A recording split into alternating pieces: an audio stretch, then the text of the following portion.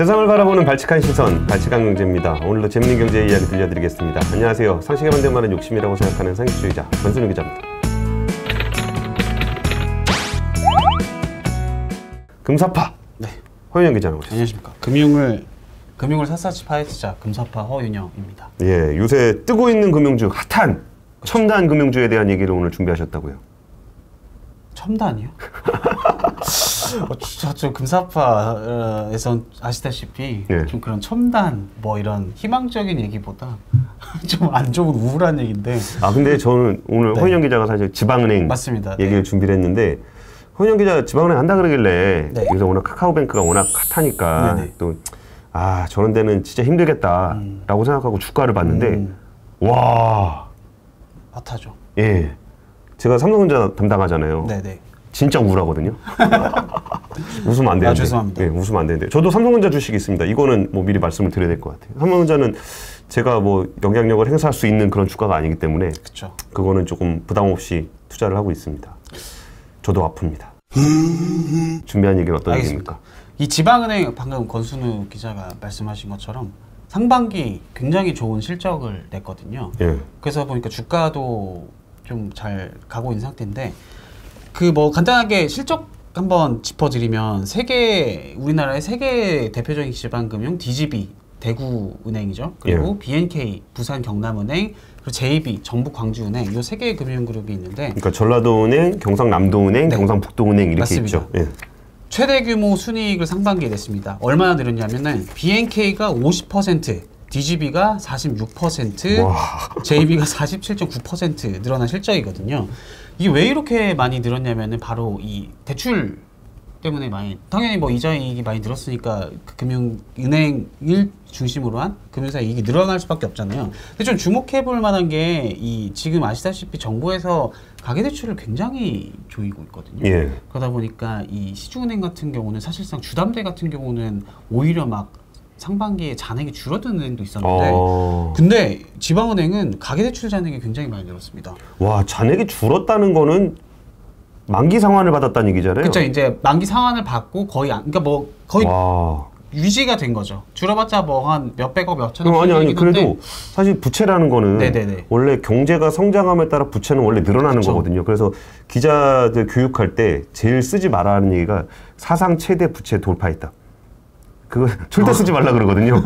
왜냐하면 항상 그쵸. 부채는 항상 최대로 늘어나고 이게 부채가 줄어든다는 얘기는 오히려 금융위기 때 그렇죠. 그때 이제 파산하고 그러면 부채가 줄어들거든요. 네. 안 갚으면. 네. 근데 그런 문제는 아닐 건데 그 정도로 대출을 세게 조이고 있다는 거네요. 시중은행은 그렇게 그 정부의 정책에 눈치를 보면서 줄이고 있는데 예. 지방은행, 부산은행 가계대출이 상반기에 얼마나 늘었냐? 10%. 와. 경남은행, 경남은행은 12%. 대구은행은 6.6%가 늘었는데 근데 이게 아까 말씀드렸던 것처럼 우리 4대 은행은 잔뜩 움츠리고 있다고 했잖아요. 상반기 4대 은행의 가계대출 평균 증가율은 2%대였습니다. 와. 우리은행 같은 경우는 0%대였고 하나은행이 조금 1% 넘게 늘어나긴 했는데 어쨌든 이 지방은행은 이 시중은행 대비해서 대출이 거의 뭐 4-5배 그러네요. 상태. 비율로 따지면. 예. 또 눈여겨볼 만한 게 이 정부가 가계대출을 조이는 핵심 이유가 이 부동산 시장이 워낙 이것 때문에 이거 대출해주지 말라 이러고 있는 거잖아요. 주담대 엄청나게 늘었거든요. 부산은행과 경남은행 주담대가 10%. 그러니까 가계대출 증가세가 거의 다 주담대였다고 보시면 돼요. 예. 네. 그리고 이 가계대출, 그러니까 주담대를 중심으로 이게 많이 늘어나가지고 이자액이 늘어난 것도 있는데 이 지방은행의 특징 중 하나는 기업 대출의 비중이 굉장히 높거든요. 그래서 맞아요. 그러니까 이게 되게 중요한 얘기예요. 네, 그러니까 맞아요. 이게 지방은행들이 이제 수도권에 사시는 분들은 뭐 지방은행 왜 있는지 잘 모르잖아요. 네. 근데 지방은행들의 주요 역할 중에 하나가 지역에 있는 산업단지나 이런 쪽에 대출을 많이 해요. 네. 이게 거기는 이제 수도권, 그러니까 아무래도 기업 대출은 진짜 막상 가보고 뭐 거기에 어떤 상황인지 좀 그 동네 분위기도 좀 알고 해보고, 네. 뭐 그래야 돼서 되게 역할은 되게 중요합니다. 맞습니다. 근데 기업 대출이 사실 어려워요. 부실도 좀 많이 생기고 해서 어려운데 그러니까 지방은행이 왜 필요하냐라고 생각하는 게 아니라 오히려 그 지역에 있기 때문에 그 지역에 있는 경제권을 굉장히 유지해주는 되게 중요한 역할들을 합니다. 예. 그래서 이 상반기 사상 최대 실적을 달성할 수 있었던 것도 아까 말씀해 주신 것처럼 이 지방은행은 지역 경기에 굉장히 민감하거든요. 네, 그렇죠. 근데 뭐 상반기 뭐 코로나19 4차 대유행 오늘도 좀 심각하긴 하던데 물론 계속 유행이 지속되고는 있지만 이 지표로만 보면은 그 우리 기업들의 수출 지표나 이런 게 분명히 좋아졌거든요. 예. 그러다 보니까 지역 경제가 살아나면서 이제 지방은행 충당금을 굳이 쌓을 필요가 없으니까 순이익이 많아지게 되고 또 기업들이 또 활력을 얻게 되면서 이자이익이 또 늘어나고 무엇보다 이 지방은행은 이 변동금리 비중이 높아서 그러니까 대출 자산 중에 변동금리 왜냐면은 기업 대출 같은 경우는 뭐 담보를 잡아서 대출을 하는 경우도 있지만 부동산 대출과 달리 말씀해 주신 것처럼 이 시장금리 그러니까 본인들이 지방은행이 가진 노하우를 통해서 대출을 해주는 게 기업 대출이기 때문에 대부분은 변동금리로 설정이 되거든요. 그러니까 기업 대출은 거의 고정금리를 안 해요. 네, 맞습니다. 그 가계부채 같은 경우도 옛날엔 변동금리 많이 하다 요새 조금 고정금리 네, 하는 거지. 맞습니다. 고정금리가 그렇게 일반적이진 않아요. 네. 근데 어쨌든 비중으로 따지면 네. 지방은행이 아무래도 기업 대출 비중이 높고 그쵸. 그러다 보니까 변동금리가 비중이 높다. 네. 그 변동금리가 높다는 건 어떤 뜻이냐면은 이 금리가 이렇게 오르잖아요. 즉 우리 시장금리 뭐 아직 기준금리는 아직 동결인 상태지만 이 곧 인상될 거다 이러면서 이 채권 시장의 금리가 오르기 시작했는데 예. 이 시장금리가 상승하다 보니까 이 변동금리 대출 비중이 높은 이 지방은행의 대출 이자이익이 늘어나게 된 거죠. 그러면서 상반기에 최대 순이익을 기록하면서 예. 아 정말 아름답게 마무리가 되면 좋은데 아, 근데 이게 사실 지속이 지방은행 가능하냐 힘내세요 하고 끝내려 그랬는데. 그렇죠. 지방은행의 이 과연 지속할 수가 있냐? 왜냐하면 주담대 가계대출 중에서도 주담대가 급격하게 상승을 했고, 뭐 기업대출 같은 경우는 당연히 뭐 계속 지속을 해야 되지만 사실 이거는 이 폭이 이렇게 있는 거잖아요. 코로나 상황이 지금처럼 또 지금 연휴 때도 이제 이 정도면은 앞으로 또 오늘 나온 얘기가 4차 그러니까 4단계만으로는 부족하다 더 이걸 강화해야 된다 이런 얘기까지 나오고 있어서 하반기에는 조금 더 이 지속 주담대나 기업대출 쪽에서 좀 어렵지 않겠냐 이런 관측이 나오고 있고 근데 더 중요한 거는 이 지방은행이 카카오뱅크 그리고 토스뱅크 이 인터넷 은행의 영업이 이제 본격적으로 시작이 됐잖아요. 토스뱅크도 이제 9월에 하고 카카오뱅크도 상장을 토대로 해서 이제 주택담보대출 그리고 중금리 대출을 시행을 할 예정인데 예. 여기 인터넷뱅크에 가장 취약한 게 바로 지방은행이라는 그쵸. 점이에요. 그래서 왜 그 시중은행 같은 경우는 이 어쨌든 자체적으로 보유하고 있는 이 뭐랄까 이 점포도 있을 거고 그다음에 디지털 같은 경우도 굉장히 시중은행 투자를 많이 하거든요. 예. 그리고 이 그 인터넷 은행이 흉내낼 수 없는 어떤 WM 자산 관리 이런 부분에 있어서 어떻게 보면 실적을 방어를 할 수가 있는데 그러니까 어떤 손님들을 그 락인할 수 있는 맞습니다. 붙잡을 수 있는 장치들이 좀 여러 개가 있죠. 네. 예. 지방은행 같은 경우는 이 디지털 측면에서도 그렇고 솔직히 지방은행에서 뭔가 W 고액자산가들이 뭐 그 자산관리 서비스를 받는데 이런 거는 아직 조금 어색한 느낌이 있잖아요. 비중이 크진 않은가 그렇죠. 보네요. 그러니까 대부분 이 리테일 쪽, 그러니까 뭐 저희 같은 예. 이제 서민분들이 많이 이용을 하는 은행이다 보니까 이 파일을 인터넷 은행에 빠르게 내주고 있거든요. 근데 이게 좀 양극화가 되고 있어요. 시중은행 같은 경우는 데이터로 봐도 이 인터넷뱅크 등장 이후에 점유율이 늘어났다까지는 아니지만 그래도 어느 정도 방어 유지는 했거든요. 예, 예. 근데 지방은행 같은 경우는 이 시장 점유율이 총 자산 기준으로 2016년에 12%에서 올해 1분기 10%. 그러니까 2%포인트가 빠진 거죠. 그러니까 요 사이에 2017년에 인터넷은행이 출범을 했거든요. 그러니까 이게 저런 거네요. 이렇게 비대면으로 하게 되면 네. 그러니까 이전에 그 시중은행, 그러니까 지방은행들이 그 현지에서라도 네. 좀 이제 지킬 수 있는 포션이 있었는데 비대면이 되면은 굳이 오프라인이라는 개념이 없어지면 네네. 지역에 계신 분도 옆에 있는 점포를 굳이 생각할 맞습니다. 필요 없이 비대면으로 그냥 가게 되면 좀 더 편리한 네. 그 카카오뱅크라든지 뭐 뭐 이런 톡, 쪽으로 네네. K뱅크라든지 네네네. 이쪽으로 좀 갈 수 있으면서 점유율을 많이 뺏겼다는 맞습니다. 거죠. 예. 그러니까 이 말씀하신 것처럼 오픈 뱅킹 도입 이게 대표적으로 오픈 뱅킹 서비스가 이 지방은행 그 원래 이용자들이 이탈하게 되는 주 요인이 될 수도 있거든요. 아, 네. 맞아요. 오픈뱅킹 하면 다 보이니까 네, 다 여기로 보이니까. 가도 또 저기로 가도 네. 똑같으니까. 네. 그 카카오뱅크 같은 데서 다른 은행 계좌에 있는 돈을 뭐 빼오면 혜택도 주고 그러면은 저만 해도 이 인터넷 은행 그러니까 그 지방은행보다 뭔가 좀 세련되고 있어 보이는 인터넷 은행으로 넘어갔거든요. 그리고 인터넷 은행의 공격적 영업 그리고 그러다 보니까 이 소매금융 저희 같은 일반 이 고객들의 충성도가 낮아졌다. 그런 분석이 나오고 있습니다. 그리고 실제로 이 은행 사업에서 가장 중요한 게 대출 시장이잖아요. 예. 대출 시장에서 보면은 카카오뱅크한테 이미 빠르게 내주고 있어요. 카카오뱅크가 1분기 개인 신용대출 시장 점유율이 9%였는데 지방은행 점유율은 평균 2%. 와, 신용대출은 이미 뺏겼네요. 뺏겼죠. 예. 그리고 예수금 기준으로도 이미 카카오뱅크 예수금 기준이라고 하면 그 예금이라고 생각하시면 돼요. 예금 그 은행은 예금을 받은 만큼 그대로 대출을 해줄 수 있다라고 보시면 되거든요. 그래서 예수금도 굉장히 중요한 지표인데 광주은행, 전북은행, 제주은행은 이미 카카오뱅크한테 예수금을 기준으로 또 밀렸습니다. 아, 네. 그 정도예요? 맞습니다. 예수금 카카오뱅크가 28조 6천억 원 정도거든요. 근데 이대로라면은 이제 그 위에 있는 좀 뭐 경남은행, 부산은행, 대구은행은 좀 상대적으로 큰 지방은행인데 예. 여기도 조금 밀릴 수 있을 것이라는 관측이 나오고 순위 기준으로는 아직까지는 그래도 지방은행에 밀리지 않았는데 예. 카카오뱅크가 1,100억 정도 작년에 냈거든요. 예. 근데 올해 상장하고 뭔가 더 적극적으로 주담대 영업이나 뭐 중금리 대출을 늘리면은 순위 기준으로도 곧 지방은행이 따라잡힐 수 있을 것이다. 근데 우리가 지금 지방은행이라고 말은 하고 있지만 네. 이게 은행 기준인 거예요? 아니면 지주 기준인 거예요? 은행 기준으로. 은행 기준으로? 네, 은행 순수하게 은행 기준. 그래서 아무래도 이 아까 말씀드린 것처럼 리테일이 약하다 보니까 가뜩이나 이 리테일을 적극적으로 공략하고 있는 인터넷 은행들한테 굉장히 뺏기고 있다. 그래서 아마 토스뱅크도 이제 9월이면 영업을 시작을 할 거잖아요. 예. 이미 카카오뱅크한테도 이렇게 뺏겨버렸는데 토스뱅크까지 합류가 되면은 그러니까 굉장히 공격적으로 마케팅을 하겠죠. 맞습니다. 예. 네. 이미 뭐 2%대 신용대출을 뭐 내놓겠다. 뭐 그런 얘기도 나오고 있거든요.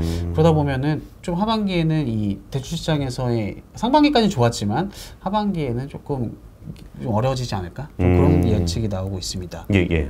그리고 이 사실 시중은행 같은 경우는 이 인터넷 은행의 공세에 대응해서 뭘 하냐 비용을 축소를 하잖아요. 예. 그 비용 축소의 대표적인 게 바로 점포를 줄이는 겁니다. 예. 근데 지방은행 같은 경우는 점포를 줄이기가 힘들어요.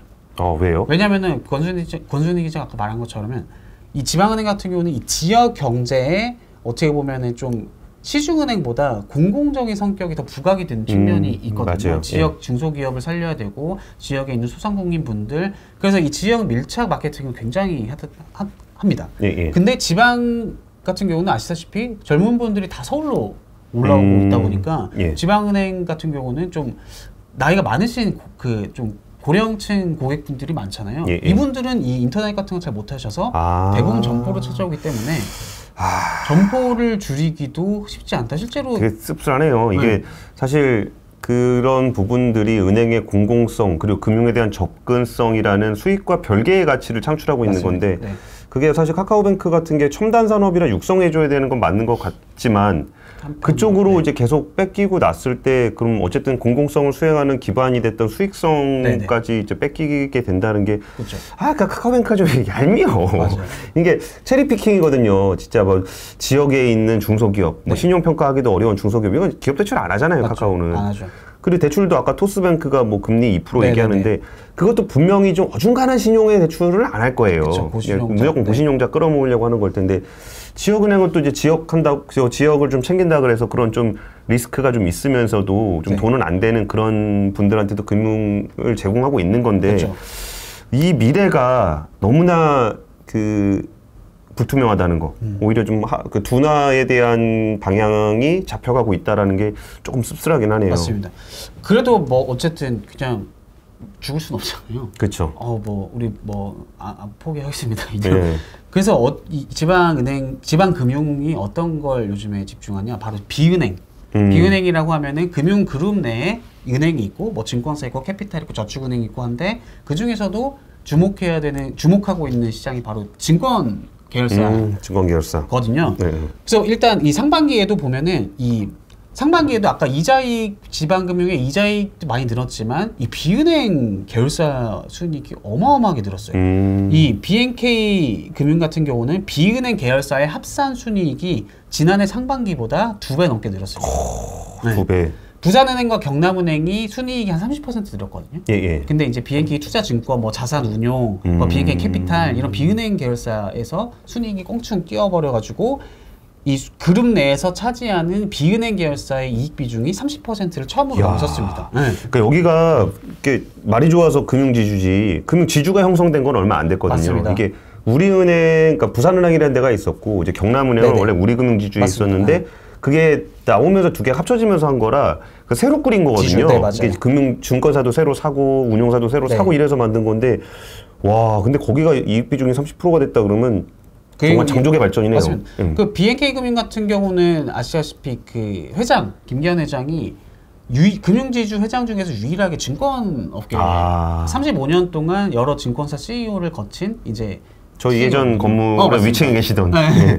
그래서 이제 취임 초기부터 비은행 중요하다. 그러면서 그 투자증권, BNK 투자증권이나 이런 쪽에 막 자본 확충도 많이 해주고, 그러니까 이미 그 금융그룹 내에서도 이거 인터넷은행 이거 생존 전략을 이미 모색을 하고 있었던 거예요. 그러면서 올해 상반기에 조금 이 비은행 계열사를 강화했던 게, 물론 다른 금융지주사도 비은행 그 시중은행 그러니까 큰 대형 금융지주사들도 비은행 계열사 실적이 좋긴 했지만, 그러니까 증권업이 대체로 좋았습니다. 네, 맞습니다. 네. 근데 이 지방금융 같은 경우는 안 그랬다가 이제 올해 상반기에 좀 빛을 보고 있다. 그리고 DGB 금융지주 같은 경우는 이미 하이투자증권을 인수를 했거든요. 예. 그래서 상반기에 하이투자증권이 원래는 이 DGB 금융그룹에 편입되기 전에 리테일이 항상 적자가 나가지고, 그러니까 거기 원래 CJ증권이었다가 맞습니다. 그러다가 현대중공업 네. 밑으로 가면서 하이로 바뀌었고, 맞습니다. 그리고 네. DGB로 갔는데 네.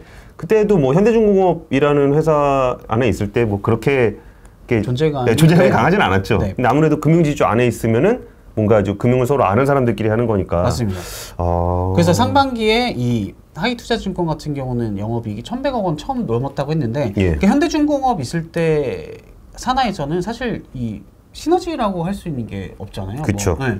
근데 이 그러니까 뭐 계열사 퇴직연금 정도 파는 것 같더라고요. 네. 예. DGB 금융그룹에 편입이 되고 난 이후에는 이 대구은행이랑 복합점포 이런 걸 만들어서 뭐 지방뿐만 아니라 수도권에서도 여기 여의도에도 하나 생긴다고 하는데, 그러다 보니까 시너지 효과를 좀 모색을 할 수 있을까? 저 개인적으로 이 DGB 그러니까 증권업계 M&A 좀 최근에 있었던 사례 중에서 이 DGB 금융의 하이투자증권 인수 사례가 정말 좀 유명인 사례가 아닐까라고. 그 DGB 금융 같은 경우도 이 하이투자증권도 DGB 금융그룹에 오게 된 게 좋지만, DGB 금융 입장에서도 이 원래 하이투자증권 인수 전에 비은행 계열사 순이익 비중이 10%에 불과했거든요. 그냥 뭐 은행이네요, 은행. 네. 예. 지금은 42%.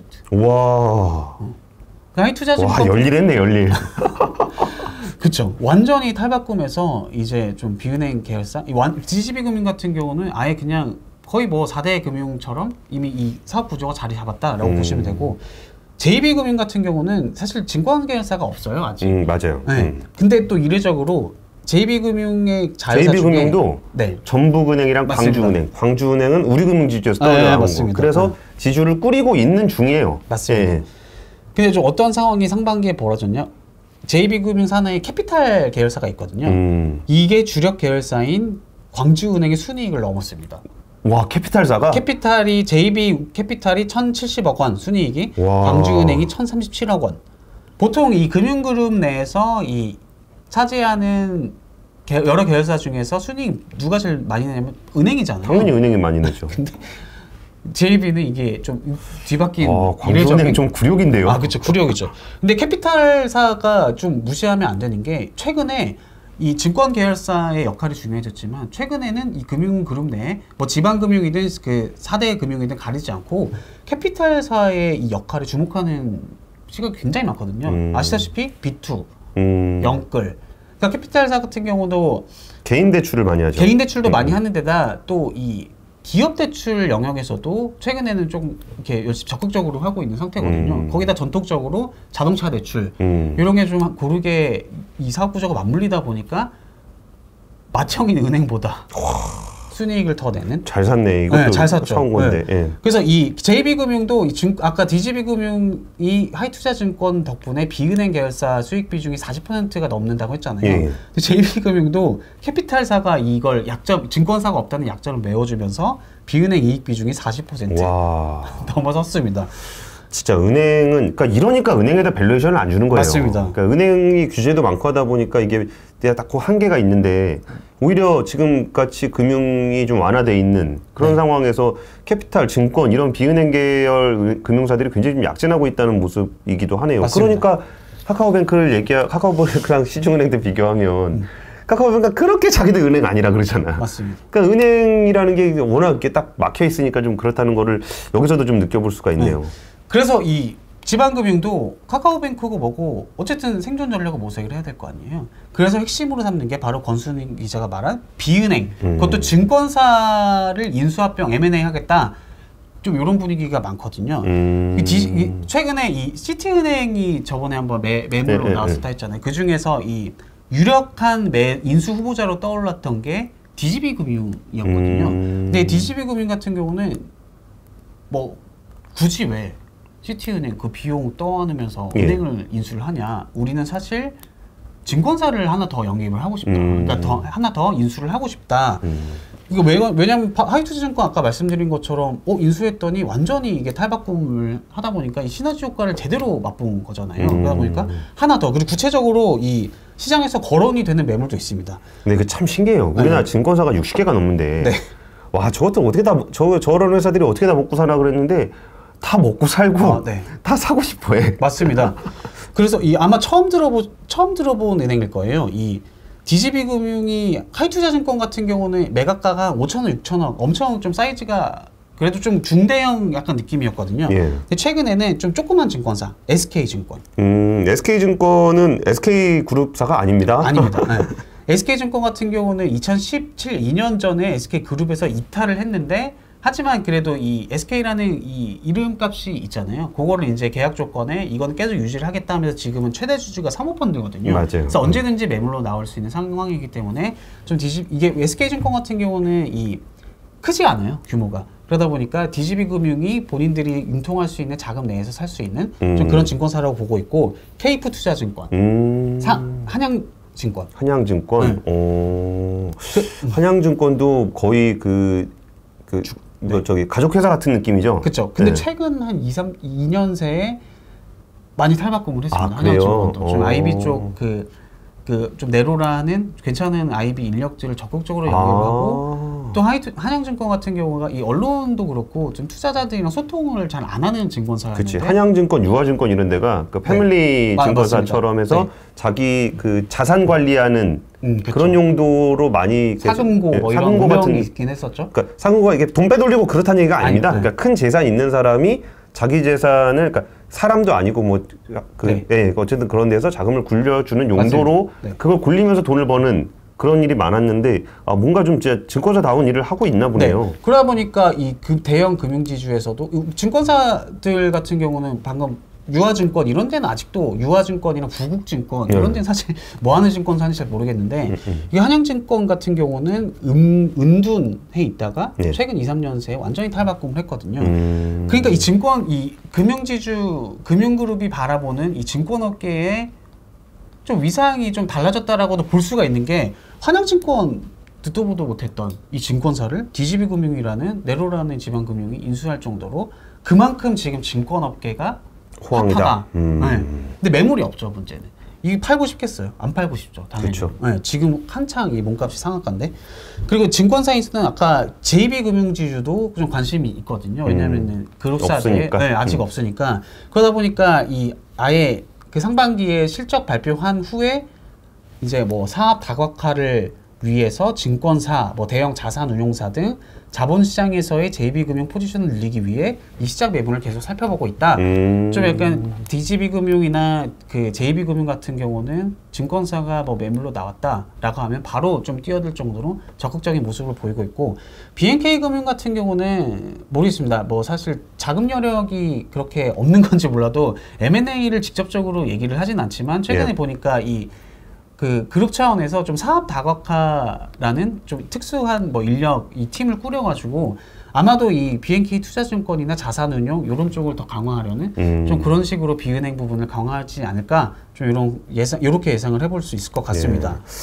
알겠습니다. 오늘 그 지방금융지주사들에 대한 얘기를 해봤는데 사실 지방금융사들을 이렇게 관심이 있으신 분들이 많지는 않을 거예요. 최근에 조금 아마 주가 관심을 받으면서 관심이 많이 생겼을 겁니다. 그래서 배창제에서는 하는 겁니다. 다른 데 가서는 다른 데서는 안 달아주니까. 금사파. 예, 우리 금사파가 이게 해주니까 지방은행에 대해서 한번 짚어봤는데 최근에 주가 흐름도 굉장히 괜찮고 포트폴리오 변화에도 굉장히 적극적으로 좀 대응을 하고 있는 것 같아요. 그래서 뭐 금융도 좀 소외돼 있기도 하고 금융 중에서도 지역에 있는 금융사들 같은 경우 소외되어 있는 경우 많은데 앞으로도 이제 이렇게라도 한 번씩 지중 금융사들을 좀 짚어보면서 지역 경제를 책임지고 있는 금융사들이 어떤 흐름들을 보이고 있는지 저희가 계속적으로 팔로우 해드리도록 하겠습니다. 오늘 준비한 얘기는 여기까지고요. 지금까지 발칙강대였습니다. 감사합니다. 감사합니다.